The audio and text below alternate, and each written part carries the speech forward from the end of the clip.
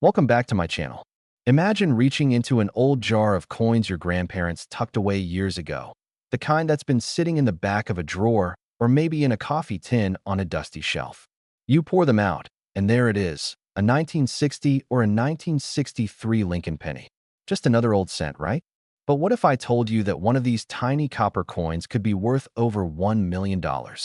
It sounds unreal, but these are the kinds of coins that have shocked collectors and auction houses. They're the forgotten treasures hiding in plain sight. Pieces that once jingled in pockets are now sitting behind glass at heritage auctions, selling for life-changing sums. And the best part? They're still out there, waiting for someone just like you to find them. The 1960 Lincoln penny is one of those fascinating coins that tells a story of transition. A year when the U.S. Mint made a subtle but important design change that created one of the most famous varieties in modern coin collecting. The 1960 small date and 1960 large date pennies. At first glance, they look identical. But look closely at the numbers in the date. The 0 in some versions is smaller and sits higher.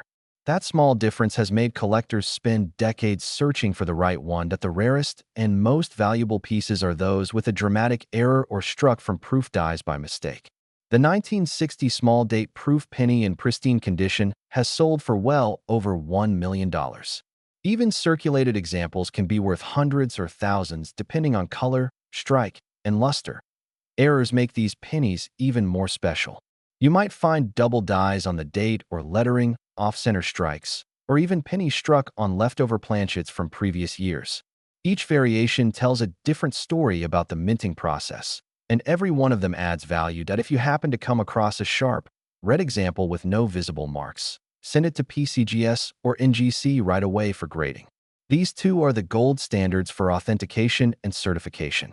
Once certified, trusted auction houses like Heritage Auctions or Stack's Bowers are where collectors line up to pay top dollar.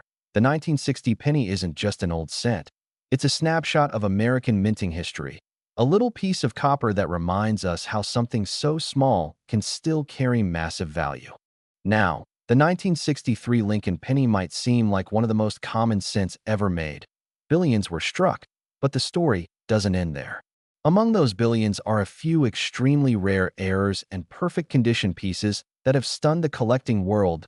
High-grade 1963 pennies with a deep, blazing red luster and no marks at all have reached over $1 million in top auctions. These are the coins that were struck perfectly, stored safely, and survived decades without a scratch. A true numismatic miracle. There are also a few 1963 double die varieties, where the inscriptions or date show light to heavy doubling. These rare versions are exciting finds because they reveal the human side of coin production. Even in an age of machines, small mistakes slip through, turning a common penny into a collector's dream. Some 1963 pennies were also struck slightly off-center or on planchets from other denominations, creating spectacular mint errors that make collectors bid aggressively when they appear for sale. If you think you might have something special, don't clean it and don't rush to sell it online. First, have it professionally certified by PCGS or NGC, and then reach out to Heritage Auctions or Stack's Bowers. That's where the real money is, where collectors and investors trust the process and pay for authenticity. The 1963 penny represents the tail end of an era before the U.S. Mint switched to cheaper metal compositions. These are real copper coins, and some of them have become genuine treasures. So, next time you open that old coin jar or sort through a roll of pennies, pay attention to those 1960s Lincoln cents. What looks ordinary could be extraordinary. You might be holding a $1 million mystery, a piece of history that's waited decades to be rediscovered. Treasure isn't always gold. Sometimes, it's copper, small enough to fit in the palm of your hand.